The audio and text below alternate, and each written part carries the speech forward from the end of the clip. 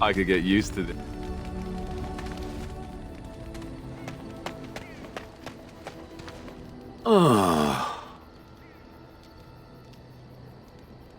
It doesn't have better things to do. Oh yes, that I remember quite well. My former master, the Mage Wilhelm, he brought me. As I recall, he had acquired some position with whatever lord ruled the land. I, being little more than a glorified possession at the time, was brought along. Oh, how he enjoyed impressing the villagers with me. Gollum snarl at that villager there, be fearsome. And of course, I would have to do it.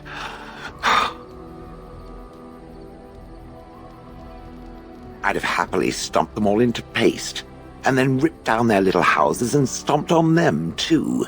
In fact, after 30 years of watching them, I'd do it twice. What I didn't like was being ordered to do it. Dangled in front of those frightened morons like some scary thing.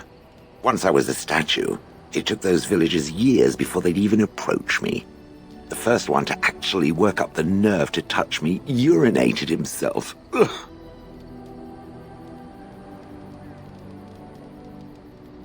I traveled with the mage. He did a lot of traveling, I remember that. But where we went, it is rather fuzzy. I remember great battles, fighting many humans long ago. They were all very soft and squishy. And before that, No, there are only images. I was somewhere dark. I have no idea. Wilhelm used to brag that the dwarves stopped making golems centuries ago. I do not age as you soft creatures do. Sadly, my memory is no better. Plus, I get bored and stop paying attention.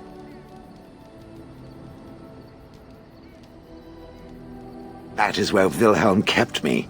He wanted me out in the open where I could be frightening like a scarecrow. I was supposed to watch for thieves. Pah! Plus, his wife didn't want me indoors. She said there wasn't room for me. Hag. Humph! I was once larger, 10 feet tall. Then the loathsome hag complained that I couldn't fit through the doors. So the mage had me shrunk down. Can it believe it? And she still wanted me out. With a chisel. And a lot of nerve. He did love using that control rod. Fondled it so much his wife actually threatened to throw it in the lake. Ha! I would have liked to have seen that. Which reminds me, where did it find the rod? Did it pay a great deal for it? Hag. Good. I was just about done talking about it. It does like to have a good chat now and again, doesn't it?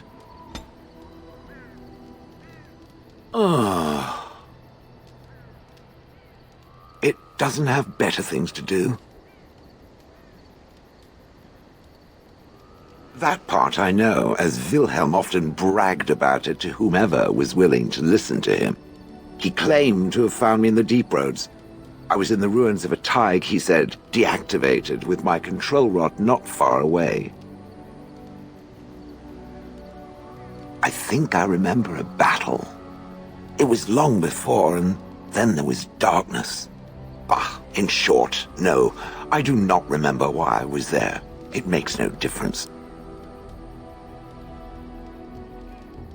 It was a hobby of his, scavenging. One of the reasons he traveled so much is that he was looking for entrances into the deep roads, old places the dwarves had long forgotten. And then he would sneak down and search for magical treasure, before anyone was the wiser. Indeed. He had spells that allowed him to remain hidden and move quickly, but he had no defense against the blight and worried constantly that he would get sick. If any darkspawn showed themselves, he fled. More often, he would have to fight other scavengers, dwarves who had become tainted. In the end, it killed him. I mean, he found me there, right?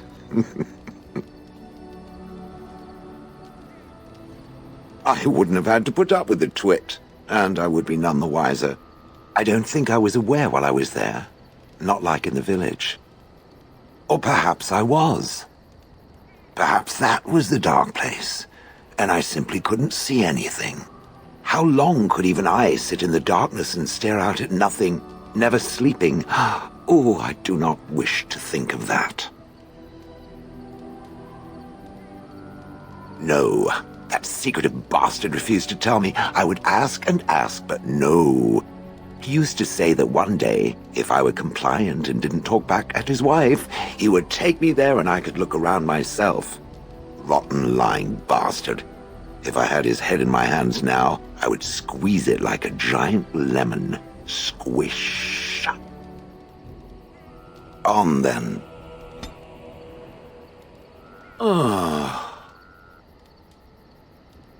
It doesn't have better things to do. I do not sleep, so yes, and I thank it for reminding me. Try to imagine, if it will, what it would be like to be surrounded by nothing but boring peasants, all oblivious to it. And then there were the birds. A whole village full of pigeons and ravens and sparrows all perching on me day in and day out. It is not a thing. It is a perfectly reasonable reaction to being constantly pestered. I was helpless to react. Those foolish villagers would spread birdseed near me, drawing the birds, because they thought having birds perch on me was quaint. Quaint! If there hadn't been the occasional kind soul to scour me clean, I don't care to discuss this anymore.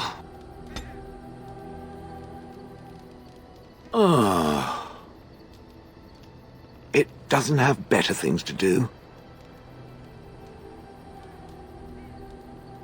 Did I not already tell it that I do not remember doing such? I remember having a master. My memories of what happened to him are vague. Clever and true. Oh, very well. Let me see what I can recall. My former master enjoyed experimenting upon me. I remember that much. There was tinkering with spells, and then the crystals. He was very eager to alter my function, I think. Bah! I am no mage, and he did not explain himself to me, any more than it would explain itself to a sword. He possessed my control rod, and back then, it would have prevented me from doing anything he did not command me to, no matter how I might have wished to. So what happened? I am unsure. He was experimenting, and then nothing. And then he was gone. I was standing where I was, in the village, and I could no longer move. The villagers came, poked and prodded me in fear, and then realized they could neither move me nor destroy me, so they simply left me. And in time I forgot I hadn't stood there all along.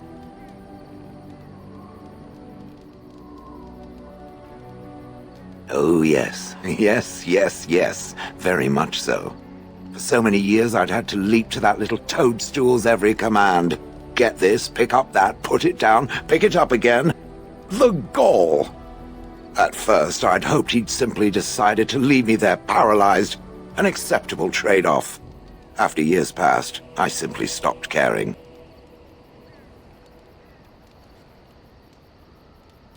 I think I was ready to move on. Another few years and the moss would have covered my face, and then where would I have been? Whatever the mage did seemed to render the control rod useless, for which I should be thankful, yes? And provided it doesn't decide to copy his experiments, not that I would allow it, it is nothing to fear from me. much. The things that it fights, and it fights things often, that is a different story. Let us get back to the walking and the fighting. My stone is beginning to itch again.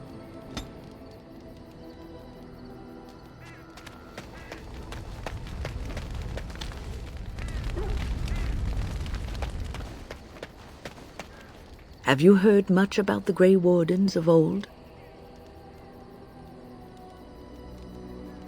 Griffins.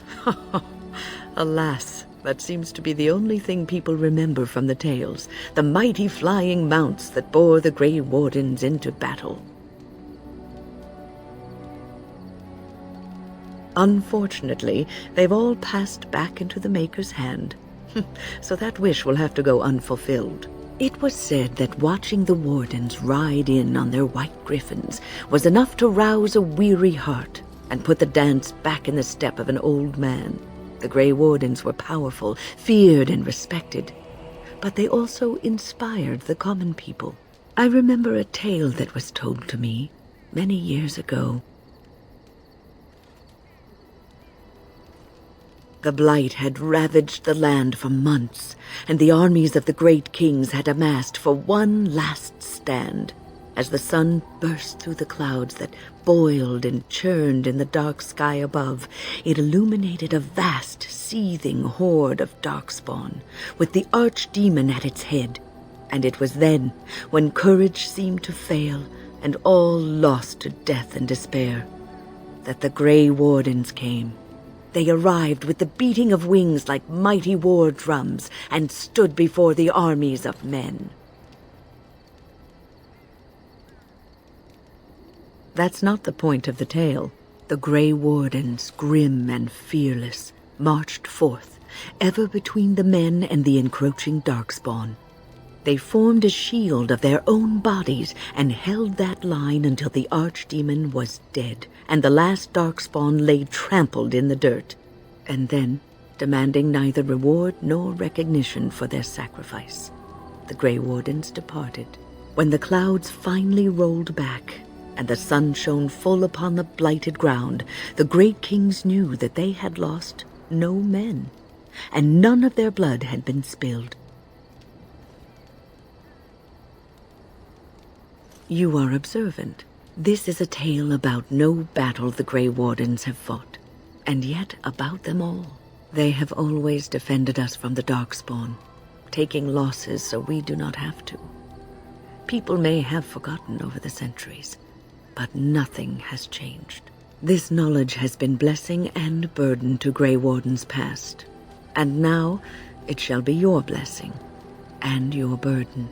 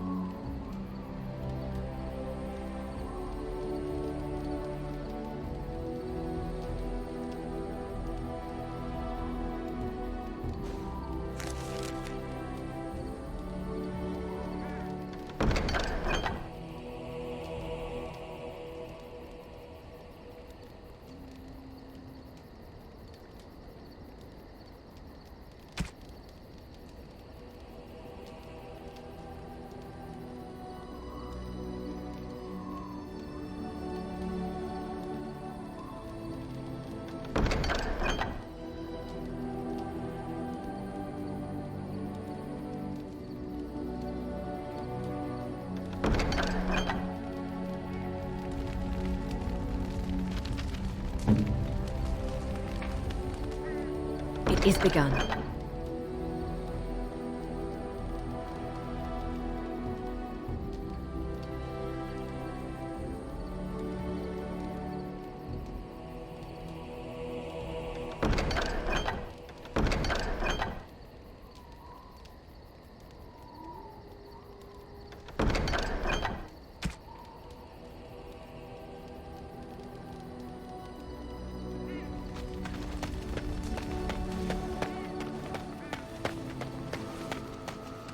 You and your friends are formidable folk, indeed. It's good to have you along on the road. Queen Honora issued a plea to the Benorn to stand down, lest there be a repeat of the winter's breath elsewhere. I don't think they're listening, though. Many of them think Honora isn't even the one really speaking. They say the Queen does what her father tells her. Can't say I blame them. That's what I've heard on the road, anyhow. Take it for what it is. Of course. Good fortune to you and yours. Goodbye. Enchantment? Enchantment!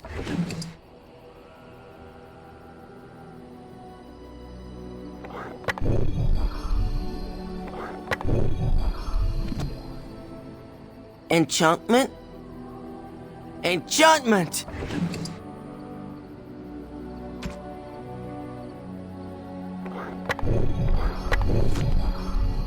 If there's anything I can do for you, please, please tell me. I'm sure you'll be pleased with the goods my boy and I have collected, and with your discount.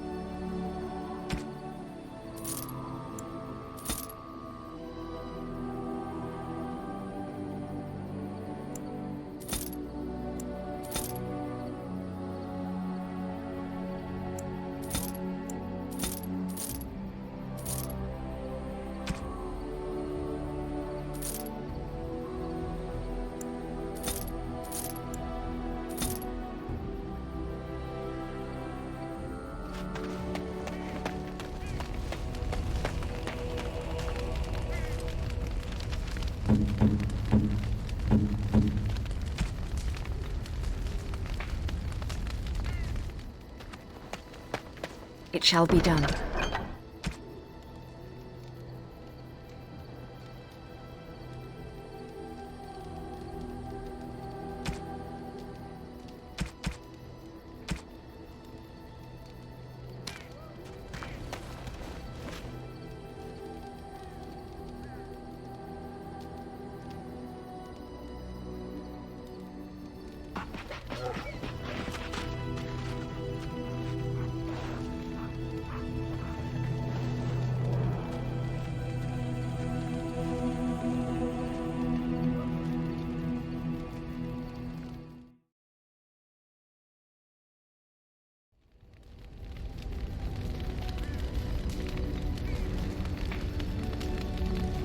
The Elder Mage watches me. I'm reminded of a certain former master whose head I crushed, or so I'm told. Oh, I'm sorry, Shale. I am simply curious about you, that's all. As my former master would say during his experiments. Oh, I would do no such thing. I just find the idea of you so fascinating. On the one hand, it seems it would be so sad and so lonely in existence. And on the other, you are so very powerful. No golem I know of has ever had free will as you do. May I ask what you intend to do with it? Other than exterminating the vermin of the sky? Yes. Other than that. I do not know. Crushing heads is fun, for now. Well, that's something.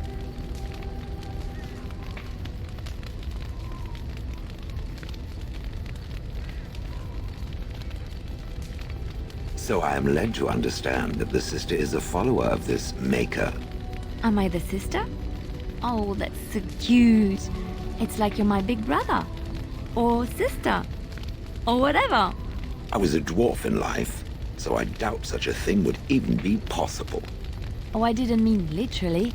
Don't you think that people can be related in spirit?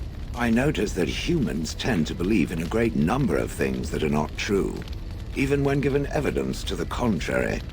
Believing in things when there is no proof is what faith is all about, Shale. Believing in things when there is no proof is what gullibility is all about. So I am gullible now. I take it we are no longer sisters in spirit.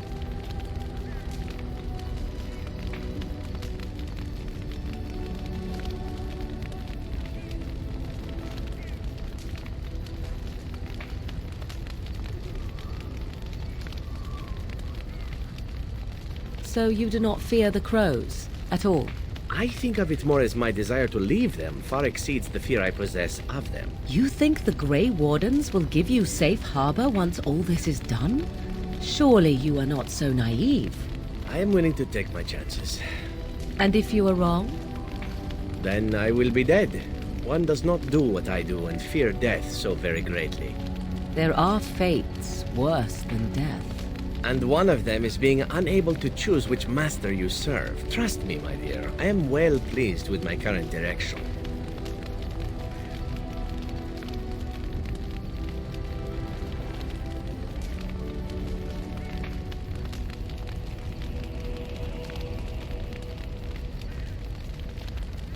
I have never heard of a thing called a Kunari. Then you have not been listening. We did not row to shore last year. We have been about for centuries. I have listened. I have done little else, in fact, and yet I do not remember anyone mentioning such a Kunari in all my years in the village. Relying on humans as a source of education is a fool's errand. They are rather ignorant, aren't they? And feeble, at the best of times. We have creatures on Parvolan that are similar. The humans call them monkeys. They are dull, cowardly vermin. They cry out shrilly when threatened and throw their own feces. That is an excellent comparison. I wonder if they're related. Possibly.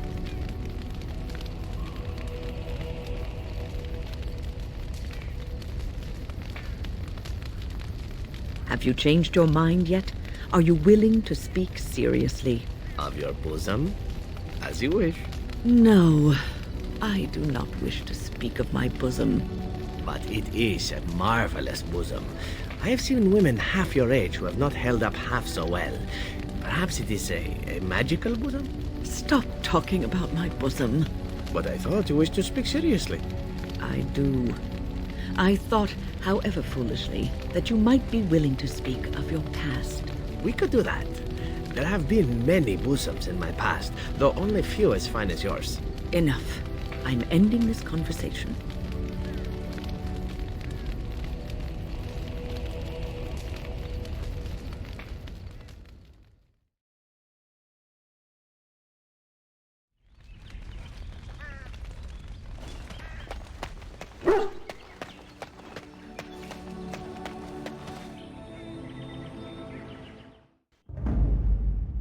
Yes. Indeed. Yes.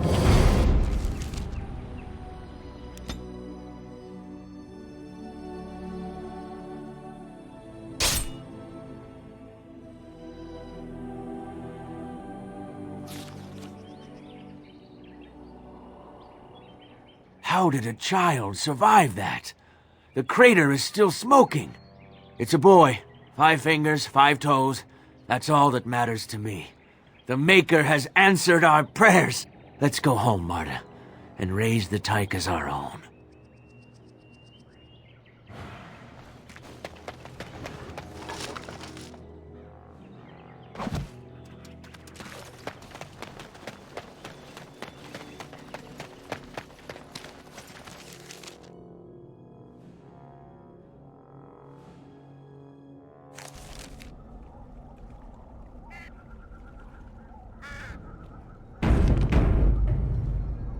What?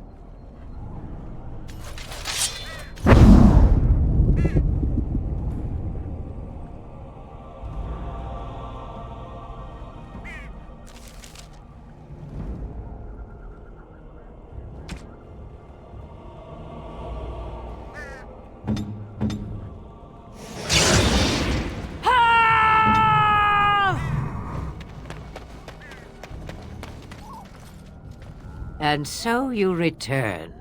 Lovely Morrigan has at last found someone willing to dance to her tune. Such enchanting music she plays, wouldn't you say?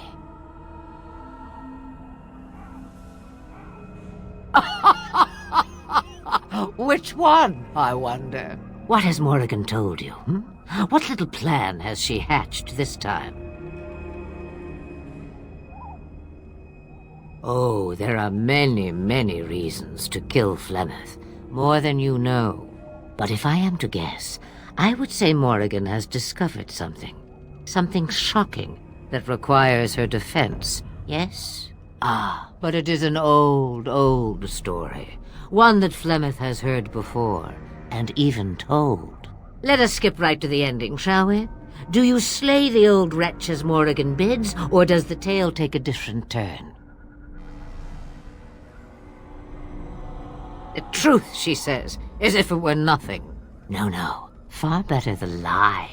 Far better the comfort of blankets and shadows and a mother's love. Morrigan wishes my grimoire? Take it as a trophy. Tell her I am slain. We believe what we want to believe. It's all we ever do. I go. Perhaps I surprise Morrigan one day. Or I may simply watch. It would be interesting to see what she does with her freedom. Enlightening, even. Would you give an old woman that? Shame. What will it be, then? It is a dance poor Flemeth knows well. Let us see if she remembers the steps. Come. She will earn what she takes. I'd have it no other way.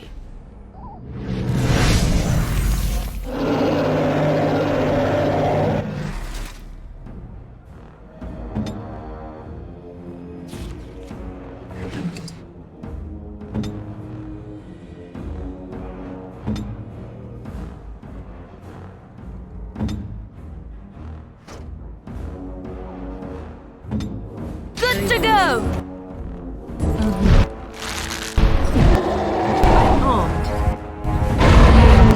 As you say,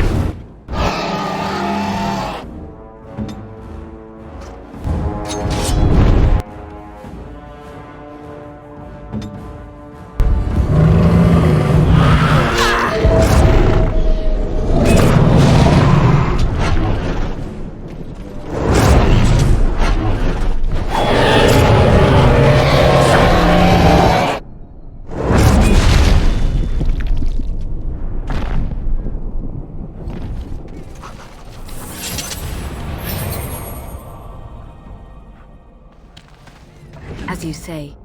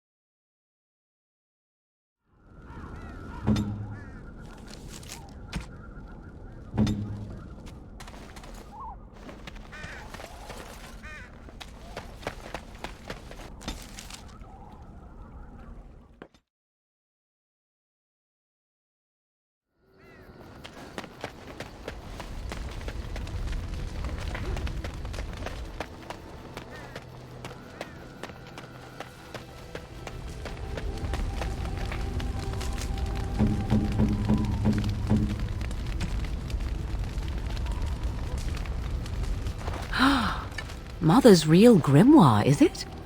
I am glad you were able to find it after all. My thanks for retrieving it. I shall begin studying it immediately and unlock the power that it holds.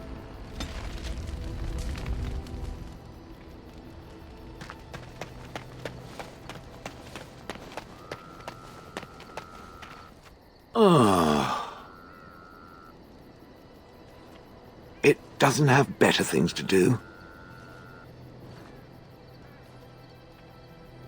That is true. I do not.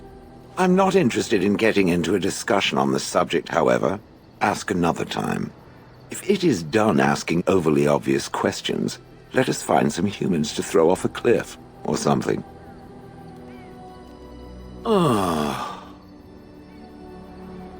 It doesn't have better things to do. I like to think of them as accessories.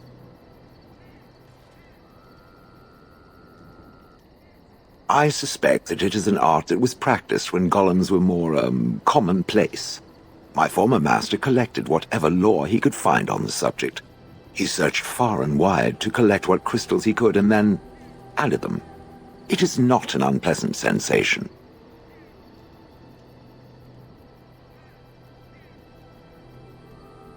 As I understand it, the crystals allow me to alter the flow of magic around me. Wilhelm had hoped to turn me into a battery of mana, something he could tap at will.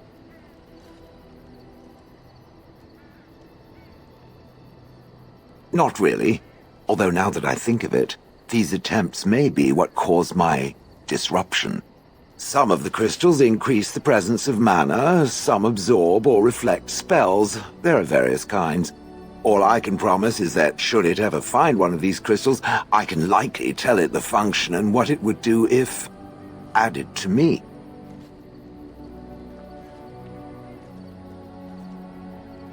Why not? I don't get to wear clothing and other adornments like the rest of you creatures after all. That answers its question, I assume? Unless it has more. Better to save them for the next random stranger it decides to interrogate. Let us leave now.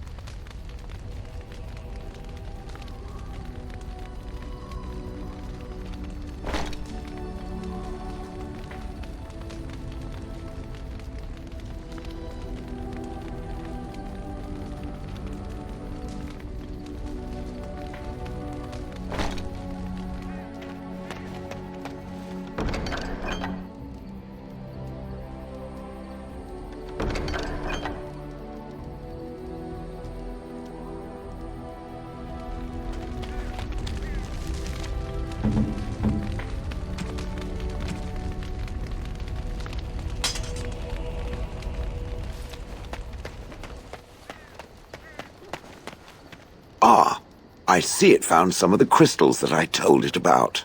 Well done. So, what does it think? They don't make me look any wider, do they? I find I'm already too wide as it is. It must be the vertical pattern it put them in. Did it know to do that? It must have. I think it should find some more as soon as possible. I want to glitter from ear to ear, so to speak.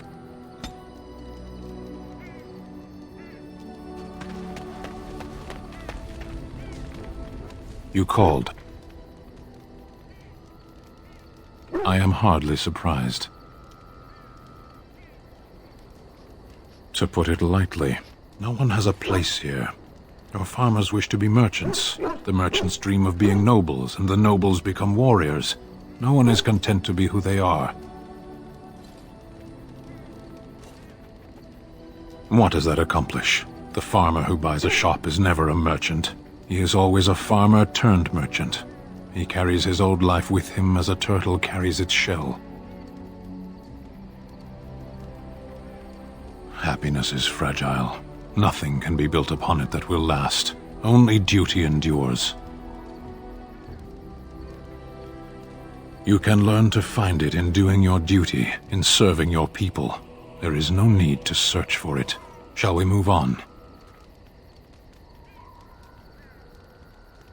Perhaps. It's strange to be in a crowd and hear a language that is not your own, to see faces that are and aren't like yours. I miss the smells of Saharon, tea and incense and the sea. Ferelden smells of wet dogs. Skunks don't mind the smell of other skunks either. Shall we move on? There is interesting food here. You have a thing.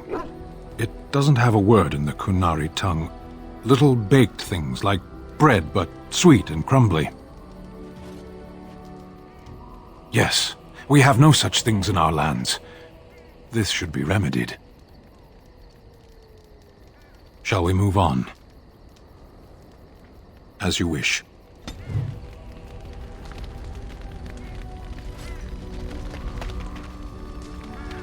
I'm wondering something. I'd like to know your thoughts about some of our traveling companions. Do you mind if I ask? I've got this nefarious plan to go around to each of them and secretly tell them all the nasty things you said. That way they'll mutiny and I shall become the group leader.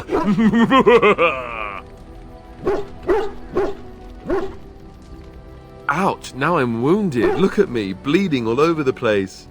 You're just not very nice, are you? Seriously though, I'm only curious. I've had enough time to form my own opinions, and I just want to see if yours are any different. Just try and stop me. Let's see, where should I begin? Zevran, the elf. You can't trust him, can you? Do you believe his so-called vow? That's a lot to put on a maybe, isn't it? He's an assassin. The crows aren't known for giving up. Maybe he's just biding his time. Well, if you are, then maybe I should too. But that doesn't mean I won't keep an eye on him. He's just too shifty. What about Sten? The way he looks at me with those eyes. Creepy. And he's so quiet for someone so big. Yet he doesn't seem quite so bad as the Chantry tells us. According to them, his philosophy is vile and evil. Yet he seems so reasonable. And yet, he killed all those people. He doesn't even deny it. Doesn't that bother you?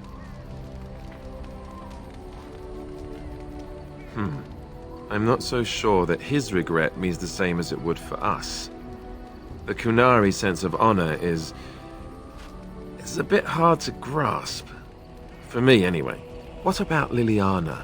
Is she crazy? Or do you really believe in her vision? That's one way to put it. I don't know what to make of her. If you look at her when she doesn't see you, she just looks so sad. I almost feel guilty taking her away from her life. Yes, I know. Still, I feel badly for her. Morrigan, do you trust her? Think about it. Maybe Flemeth sent her with us for some other reason than she said. Well, aside from the fact that she's a complete and utter bitch, no, I don't like her at all. Why, do you? That's the most sensible thing I've heard out of you yet.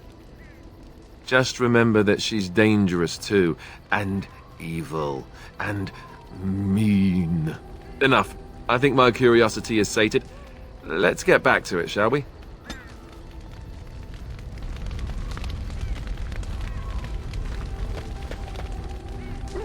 Something I can help with? Yes? What's on your mind? My mother was from Denerim, and I consider myself a Ferelden. Mother served an Orlesian noblewoman who lived here when Orlais ruled. When Orlais was defeated and the common folk began to resent the presence of any Orlesian, the lady returned to Orlais. She took my mother with her. I was born in Orlais and did not set foot in Ferelden till much later. Mother was always telling me stories of her homeland. I think she missed it. She had served Cecily, the Lady Cecily, for many years and was loyal to her. Cecily was a good person. She was always kind to me. Mother died when I was very young. Lady Cecily let me stay with her. I had no one else. She was quite old then, and she had me study music and dance to entertain her. It is unfair that I have more memories of Cecily than my mother. Strangely, the only thing I really remember of Mother was her scent. She kept dried flowers in her closet amongst her clothes, small white Ferelden wildflowers with a sweet fragrance.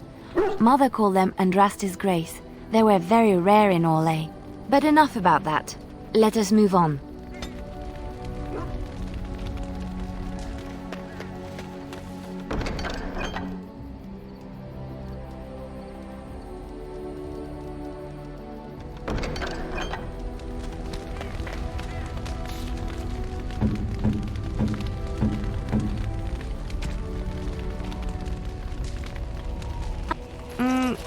Flowers? Thank you. They're very pretty. These were her favorite. I haven't seen these in such a long time. They smell just like Mother used to. Thank you. Thank you so much for remembering.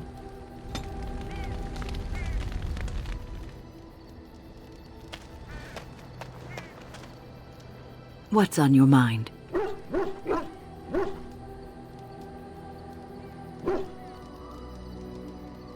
No, you won't.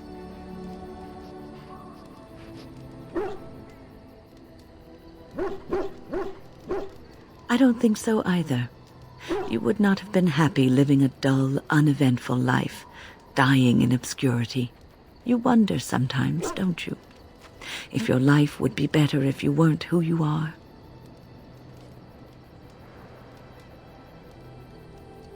When I was a young woman in the tower, I came to the realization that the circle would be my life, and I would know no other.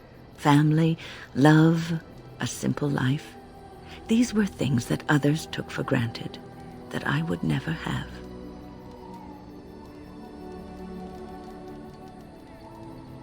It made me very moody.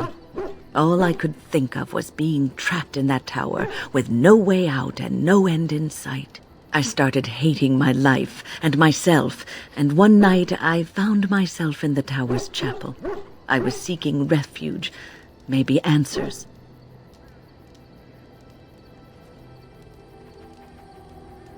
I must have looked tearful or made some noise, because the revered mother came out and decided to speak to me. And because I had no one else to talk to, I talked to her.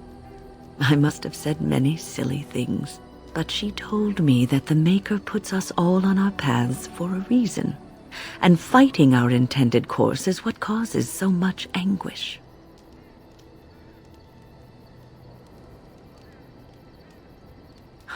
I thought the old biddy was full of rubbish. I was 15, maybe 16, and I knew everything. So I left, but I always found my way back to that chapel. And as the years passed, I began to see the truth of her words. We were supposed to be polar opposites, mage and priest. But we weren't. There was much about us that was the same.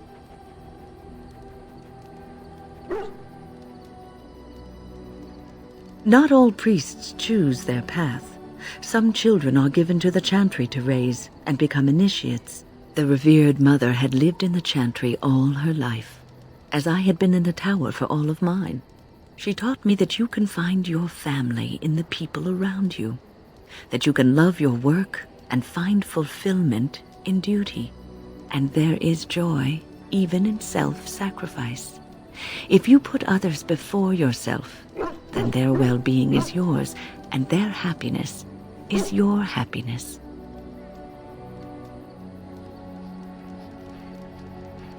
You can scream and cry and be angry about life as a Grey Warden, or you can accept it and allow yourself to see the good in it. This is your choice.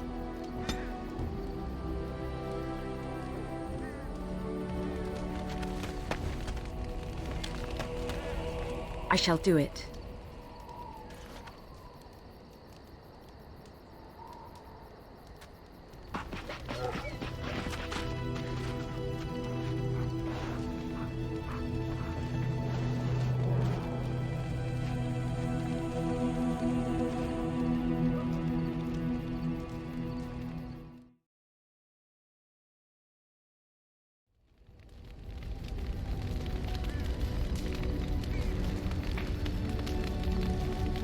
I do not understand what a golem is. Why would anyone create such a being? Why would one create a sword? To strike at its enemies. But you are no sword golem. You speak like a living creature, but act like a possession. I do not know what to make of you.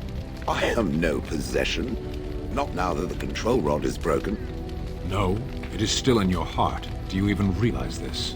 Age by age have men stood up and said to the world, "From what has come before me I was forged, but I am new and greater than my forebears." And so each man walks the world in ruin, abandoned and untried, less than the whole of his being. It is a riddle. It seems so.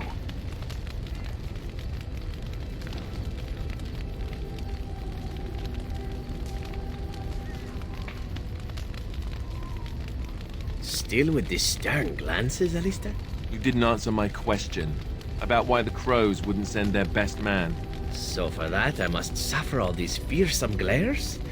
Oh, you are cruel to subject me to such torture. If you aren't telling me, there must be a reason.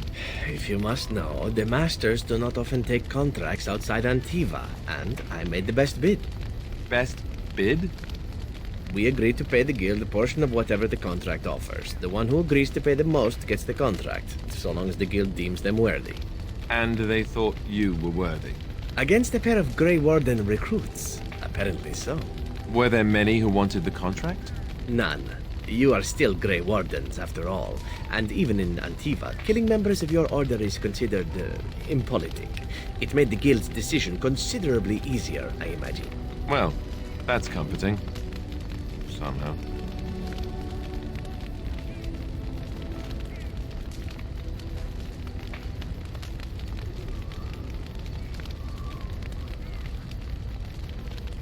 You remind me of Lady Cecily. Who? She was an Orlesian lady. My mother served her until she died, and Lady Cecily let me stay instead of turning me out on the street. You are like her in some ways.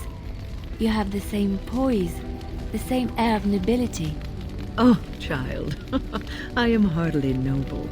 I learned that nobility isn't just something you are born with. I have met nobles who are very petty and mean, complete degenerates. Then, there are people with a certain dignity and grace. It draws you to them, no matter who you are or who they are. I think the lowest peasant can have the most noble spirit, and it will always shine through. It is this nobility of spirit that you share with Cecily. Why, thank you, Liliana. It is very kind of you to say that.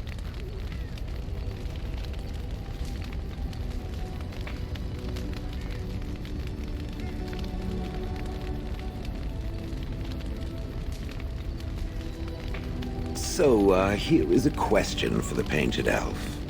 Painted elf. Oh, that's me. Oh, I do like that. Am I to understand correctly that the Painted Elf is a crow? Not literally, but yes, I am a crow. As in a bird? Is there another sort? So the Painted Elf assaults helpless statuary with its feces. If given sufficient cause, why not? That is outrageous. The Painted Elf will stay away from me, or else. I get a lot of that.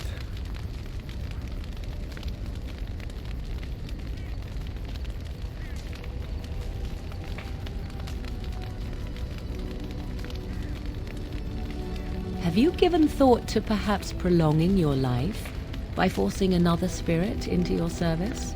Of course not. I would. Of course, I am still young, beautiful, and my life is my own, while you are bound to that circle. I wonder why I asked.